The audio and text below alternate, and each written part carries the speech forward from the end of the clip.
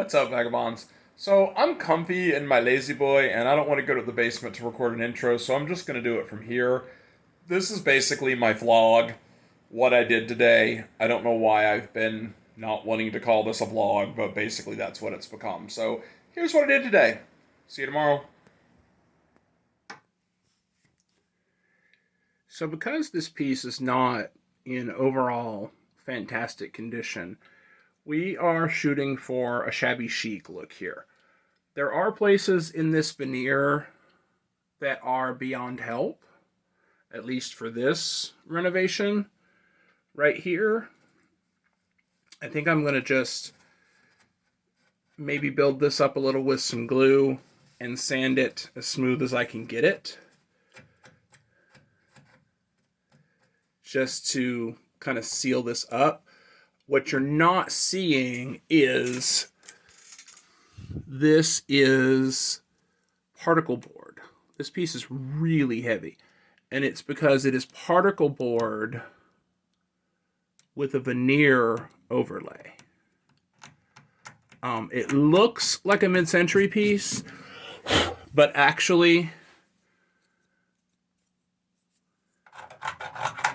I would date it to the 70s. But there's a couple places like this and here where we can actually get some glue underneath and glue those down before we paint or anything like that. And this is actually what I like to use for that. It's just an ordinary skewer, like a bamboo skewer that you would make shish kebabs on. And the cool thing I like about this is not only does it help you get the glue underneath where you want it to go, but you can also use it to stir up your glue and make sure that your glue is really good and stirred up before you use it. So now the thing I like about this is you can just run the skewer kind of along the edge, put it underneath and spin, and you get the glue back pretty much as far as you can. Where if you were using something flatter, it might pull up the veneer. You can always just dip it in the glue and go back under it. You can get quite a bit of glue in there. Sorry, I'm kind of moving around, but I'm trying to do this with one hand. Okay, so now the two spots that you're wanting to glue your veneer down, you're going to want to take a damp rag and just wipe the glue off the top of those parts. So you've got plenty of glue inside of it now, and all the glue that's around it can stay. But these areas you're going to clamp. You're going to make sure you've got plenty of glue underneath, and then just put the clamp on. Try to cover the whole area, and then you just clamp down. Let's see, you actually see there just a little bit of glue squeezing out, which is what you want. See how when that clamps down, all of that glue comes out. So that's really what you want. Remember, you'll sand, all of this will sand down. So don't worry about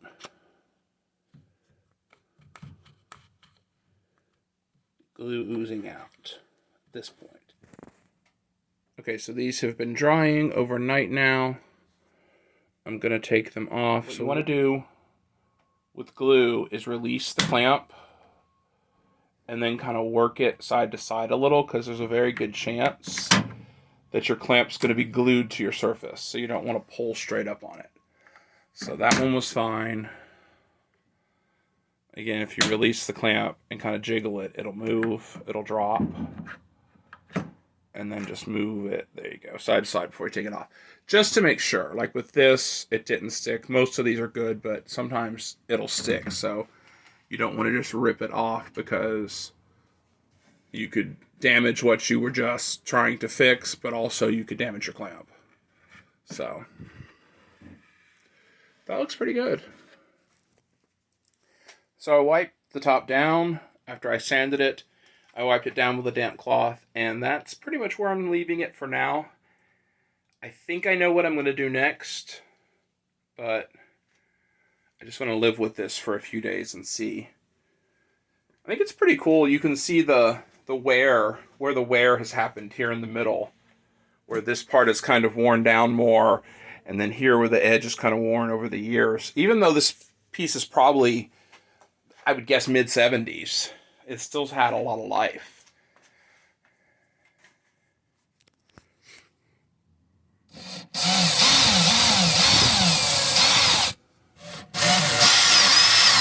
But you always want to keep the original hardware, because that's how people will date the piece and know how old it is and stuff. So I'm going to take the hinges off of here too, but then I'm going to keep all of these hinges and the screws to put everything back together, even the little thing here that latches the door.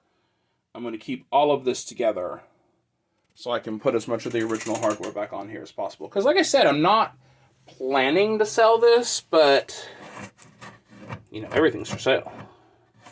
I took the hinges off and took the screws out, and I was planning to start sanding these, but then I noticed they're kind of gross. So I'm going to give them a cleaning first. This is the hardware that came off of it, and that's going to have to soak in some rust remover or something. I think they're brass, so they should clean up. But yeah, this thing's actually pretty nasty. So I'm going to clean that up with some degreaser before I sand it, because there's no sense in just getting all this crud stuck in the sandpaper.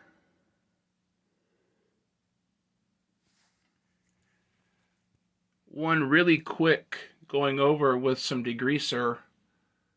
That's the stuff I'm using. I've used pretty quick going over with it, and this thing is really clean compared to the other one, and they looked about the same. So the yellow, that drippy looking yellow, that is varnish. Really old varnish that someone put on this when they restored it.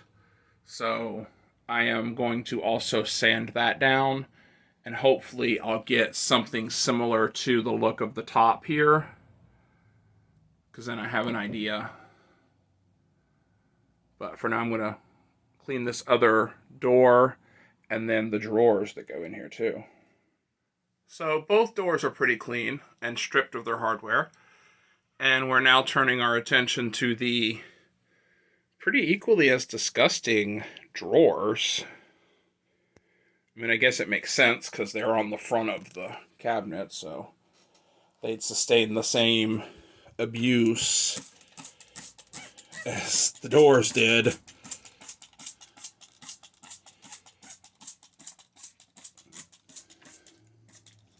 So we'll get to cleaning these now.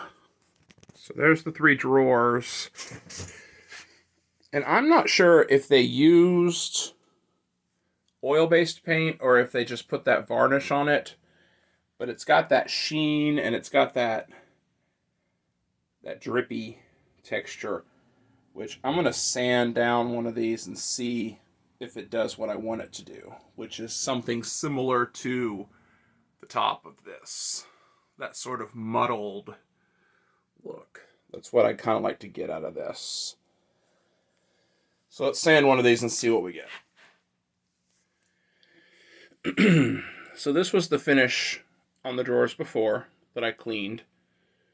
And it's still the finish on the doors up here. I haven't gotten to those yet. So that's the cleaned one with nothing else. I just sanded these 2. And this is pretty much exactly how I wanted it to come out. You can see the areas of wear over the years where you'd push the drawer in, stuff like that pop up through the paint. And then the paint that's never been disturbed or worn away, that stays. So it kind of creates this cool little effect. And that's what I was going for. It looks almost identical to the top of this. So that's really what I was going for. We'll see if my final vision matches, but so far, I'm happy with this. I put the drawers in the cabinet so you can see how they look together, and it is really interesting to see how the wear, you can tell the areas that are most touched around the handles, around the top part of the top drawer, and then the middle and stuff. You can see where over the years it's been worn down and then repainted. And when you take this down to this, it's interesting to see the pattern, the wear pattern in that. I'm going to do the same thing to the doors. Basically the whole piece. I've just got to clean the rest of it. And then I'm going to do the same thing to the whole piece.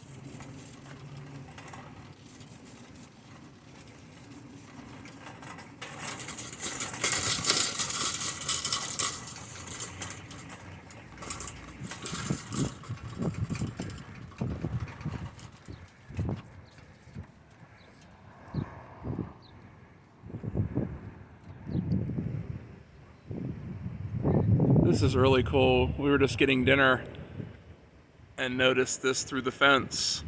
It's like an old school bus. And then this, I think, looks like a Nova, maybe, and then a couple old Chevy trucks. Could be worth some money. But in the process, this little bit of veneer on the corner lifted. So I'm gonna have to glue it down. Same process as I did here, just with a bamboo stick and some glue, and then I'll clamp it overnight and it'll be stronger than new. So I have to take care of that before I sand the other door.